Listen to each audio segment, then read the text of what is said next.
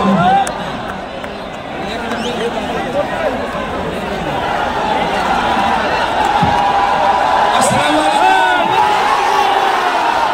जय भीम, नमो बुद्धाय। भैया मैं क्या कहूं, किसके बारे में कहूं? मैं तो सिर्फ इतना कहना चाहूंगा, ये मुल्क, यहाँ पर हमारे हजरत साहब बैठे हैं।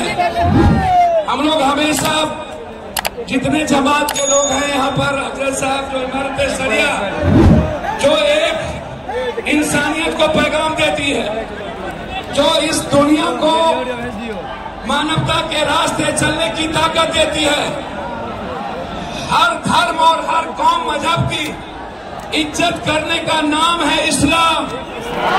शांति का पैगाम है इस्लाम, मोहब्बत का पैगाम है इस्लाम, कुर्बानी का नाम है इस्लाम, इंसानियत को जिंदा करने का नाम है इस्लाम।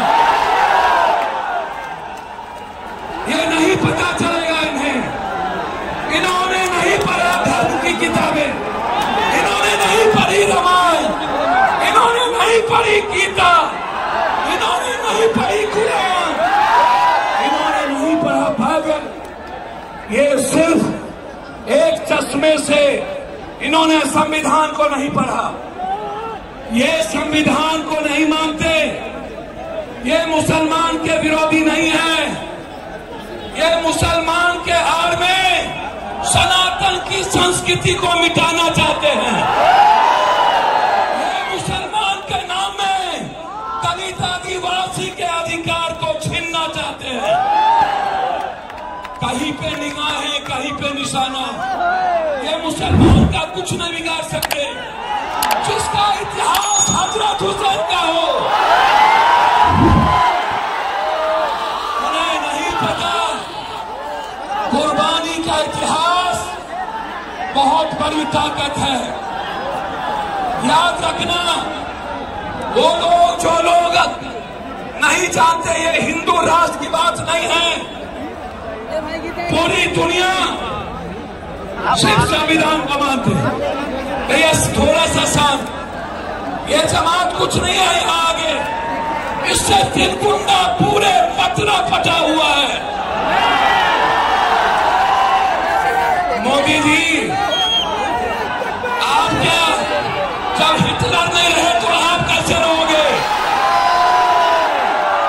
कोई नहीं बचा है इस मुल्क में, सिर्फ मोहब्बत बचेगी इस मुल्क में, सिर्फ सच्चाई बचेगा। और जिसके हाथ में भारत का झंडा और एक हाथ में गीता कुरान होगा और एक हाथ में संविधान होगा, वही इस मुल्क को चलाएगा। सोचिए, आप तो मरने वाले कौम हैं। मोदी को नहीं पता, जो मोहम्मद साहब को मानते हैं, इस्लाम को, वो दुनिया में किसी से नहीं डरते। जो रियल में गीता की बात करता है, इन्हें शांति का पैगाम नहीं पता। अरे मोदी जी, ताकत उस हाथ में है। जब प्रियंका गांधी ने हिंदुस्तान के सवाल पर झोला लगा करके हिंदुस्तान के उस पार्लियामेंट जाता है और कहता है सेव इंसानियत, सेव ह्यूमनिज्म, सेव ह्यूमैनिटी, उसमें ताकत है। आवाज देते हैं वो लोग, जो लोग डरते हैं विचारों का नाम लेने से, जो लोग डर जाते हैं सियासत के कुर्सी के कारण, वो मुसलमान से और इस्लाम से मोहब्बत नहीं कर सकता। भैया आप बिल्कुल मत घबराइए। 243 सांसद वक्फ बिल के सपोर्ट में वोट दिया है। जिस मुल्क में 243 सांसद वक्फ के साथ खड़ा हो, उस वक्फ बिल को कोई इस धरती पर जितनी ताकत लगा लेना हो लगा लो। जब तक सुप्रीम कोर्ट और लोकसभा है, मेरे वक्फ को कोई छू भी नहीं सकता। वक्फ की जमीन किसी मुसलमानों की नहीं है, बाप की जमीन इस्लाम के नाम से अल्लाह की जमीन है। बाप की जमीन, अरे मोदी जी, मुसलमान जमीन नहीं छीनते। यदि सबसे बड़ा जमीन छीनने वाला कोई सौदागर है वो बीजेपी है, कोई और नहीं है। इसको समझिए। इसीलिए मैं तो सिर्फ आपसे मोहब्बत करता हूं। मैं, आपको पता है, इस मुल्क में मैं बिल्कुल क्लियर हूं। जो भी धर्म और जाति के नाम पर हमला करेगा उसे पप्पू यादव से झगड़ना पड़ेगा। अंत में मैं एक बात कहना चाहता हूं, एनआरसी से नहीं जीते, सीए से नहीं जीते, ये तलाक से नहीं जीते, ये कब्रिस्तान शमशान ईद बकरी से नहीं जीते, ये जिन्ना पाकिस्तान से नहीं जीते। अब ये चुनाव आयोग के द्वारा 4,70,00,000 वोटरों के गरीबों के वोट को छीन कर ये बिहार में चुनाव लड़ना चाहते हैं। आप जोर से बोलिए, क्या आप वोटर को छीनने देंगे? चुनाव आयोग के खिलाफ जंग लड़ेंगे ना? ये प्रॉक्सी फायर किया है, मेरे पीठ पर खंजर भोंका है, और 1 महीने के अंदर इस मुल्क का जो 4 करोड़ बिहारी बाहर है, 4,70,00,000, 8 करोड़ में 4,70,00,000 को बेघर करना चाहता है। क्या हम जाने देंगे?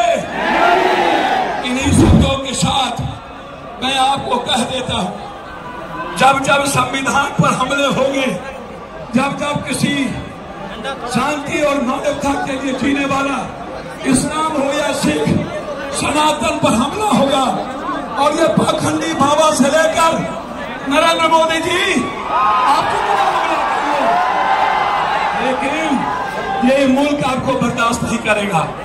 बहुत बहुत आपको धन्यवाद। अल्लाह हाफिज। हम लोग जिंदा हैं, और जब तक पप्पू यादव जैसे लोग जिंदा हैं तब तक कोई आपका बाग भला नहीं कर सकता।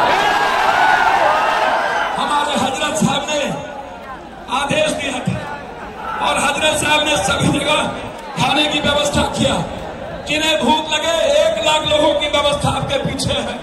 बिना खाए नहीं जाइएगा। जब तक पप्पू यादव है तब तक कोई भूखा नहीं जाएगा। ये आप लोग